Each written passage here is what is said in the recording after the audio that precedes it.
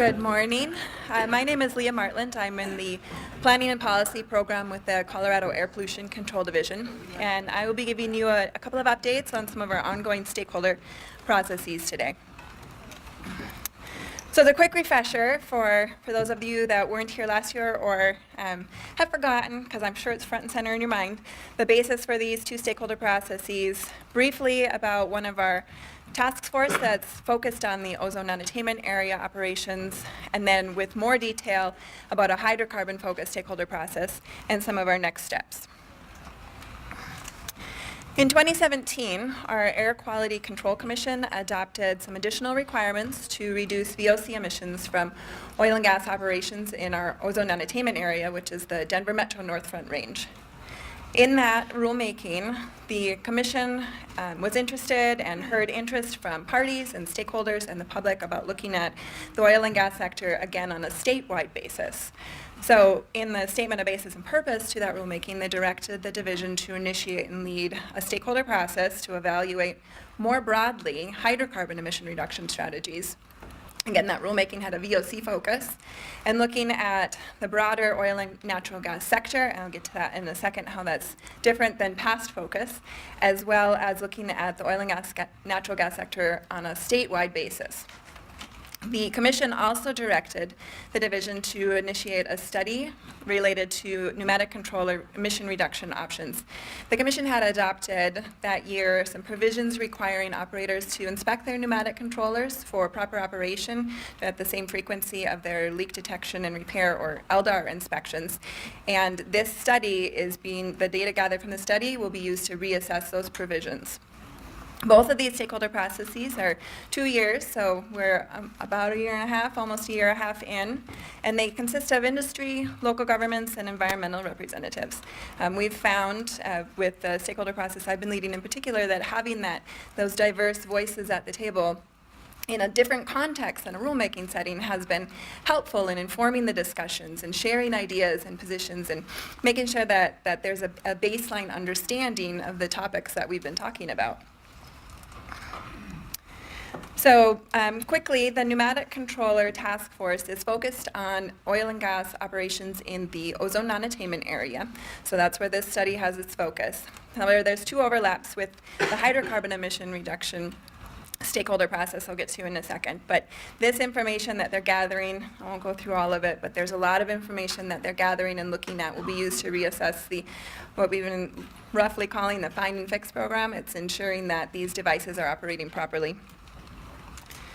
Last summer, the task force gathered a very large data set. They looked at approximately 180 facilities and 3,700 natural gas-driven pneumatic controllers, determining rates, types, causes of improper operation, preventative maintenance and repair techniques, and they are continuing to assess the costs and those preventative maintenance techniques, looking at assessing some of the definitions and continuing to gather data on non-emitting pneumatic controllers.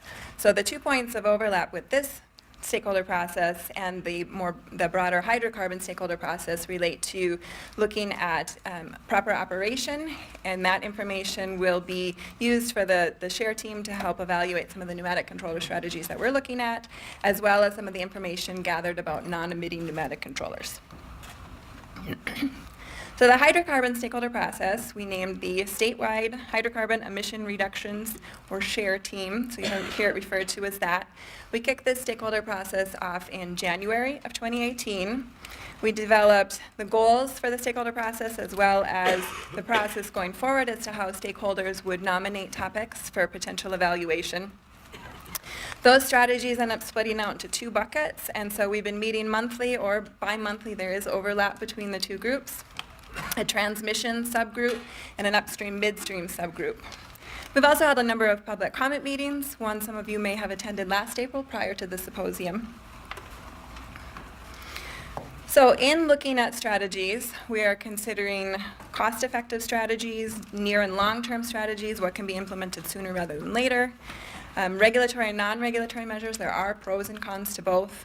And in looking at the oil and gas sector statewide, considering what operational and location differences there may be either between basins, regions, or just the types of operations. So this is an image from EPA. You're probably familiar with it. And I just wanted to bring this up to highlight what we're looking at. So the producing wells and compression and the processing plants we're pretty familiar with. And we, meaning the division, we have history of regulating these facilities. What's new for this stakeholder process and for some of our focus is looking at the downstream transmission segment. And that would be between the processing plant and the city gate. Past the city gate into the users is distribution, and that is not a focus of this stakeholder process. We've seen really good engagement by our stakeholders, and all stakeholder groups have been participating, and we appreciate their input and the time that they've put in. Again, this is different than a rulemaking stakeholder process where we've been limited by a proposal. I shouldn't say limited.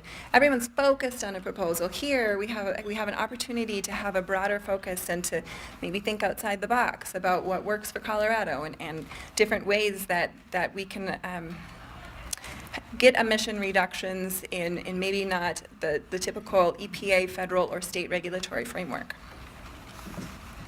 So again, we are looking at upstream, midstream, and transmission segments. We are looking at hydrocarbon emissions more broadly and considering cost-effective strategies. Stakeholders submitted potential strategies for evaluation in 2018 and a few in 2019. And here are the strategies we are looking at. There are strategies within these strategies, and I won't go through all of them in great detail, but I do want to talk about a few just to give you a taste of what we are looking at and what we're evaluating. We've had many technical presentations, data gathering, information sharing, many good discussions, sharing perspectives and ideas and positions and goals for the stakeholder process. Pretty much everything above downstream transmission is being tackled by the upstream midstream group, so there's a lot. So again, to give you just a taste of some of the things that we're looking at, the strategy to reduce flash gas emissions. Flash gas comes off of storage tanks and is typically sent to a combustor or a flare. This strategy would allow that gas to be captured and have the oxygen removed such that it meets pipeline specifications and could be then set to a gas gathering line. It would then reduce the flash gas emissions, obviously, but also the emissions from the combustor, from the flare. Tankless production. After several discussions, this was more refined to be tank light production because in some instances there are still tanks either for produced water or less oil tanks or for backup tanks. So in the instances where there are less or no tanks, you obviously don't have the emissions from the tanks, you don't have the emissions from the loadout. There are limitations to tankless production in that there has to be an adequate power source as well as pipeline infrastructure. Well, liquids unloading has been an interesting topic that we've been tackling. In the life of a well, in the later portion of the well, liquids sometimes start to accumulate in the wellbore, and to maintain production, those liquids need to be removed or unloaded. So some of the techniques to unload the accumulated liquids are plunger lifts or vent cycles, pumps using compression. It's important to note that not every unloading activity results in vented emissions, but we are looking at how to minimize the vented emissions when they do occur. Pneumatic devices, I mentioned the two overlaps with the task force related to inspecting devices for proper operation as well as looking at the use of non-emitting devices, and that's a spectrum of opportunities there. We are also looking at potential options to reduce emissions from pneumatic pumps, and so we're continuing to work through this one as it does have an overlap with the task force. Leak detection and repair, or LDAR programs, we are looking at both the minimum inspection frequencies as well as the monitoring opportunities and technologies. In regulation number 7, operators inspect their well production facilities and natural gas compressor stations on a tiered frequency based on the emissions of the facility. And so we are evaluating the inspection frequencies for some of the facilities in the lower emission brackets. And related to monitoring, the regulation specifies that operators use either an infrared camera, an IR camera, you may hear it referred to as OGI, optical gas imaging, or EPA's Method 21. So in the world of monitoring, there's this development of alternative monitoring, and I find it really interesting. For those of you that have been involved in it, you may as well. There's a lot of opportunities for different types of sensors, aerial monitoring, satellite monitoring, remote, and so figuring out how those types of monitoring might work within our program. CSU hosted us for a site visit to their METAC facility, which was very interesting. They've done a lot of testing of alternative technologies there, and they're working on developing a path to equivalency, so we've been evaluating those efforts as well. For downstream transmission, I mentioned this is a newer segment for us to be looking at.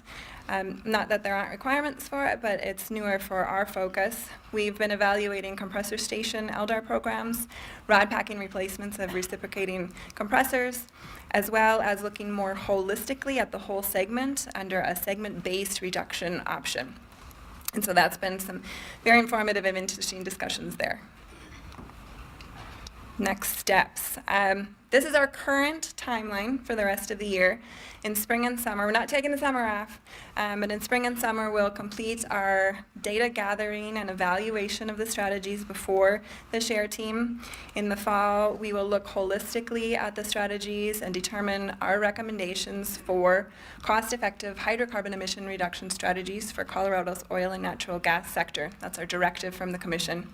And present those recommendations to the Commission in January of 2020. We gave an update to the Commission as to where we are and how the stakeholder process is going this past January. And so as with that presentation, we expect there'll be an opportunity for the stakeholder groups to participate in the briefing to the Commission.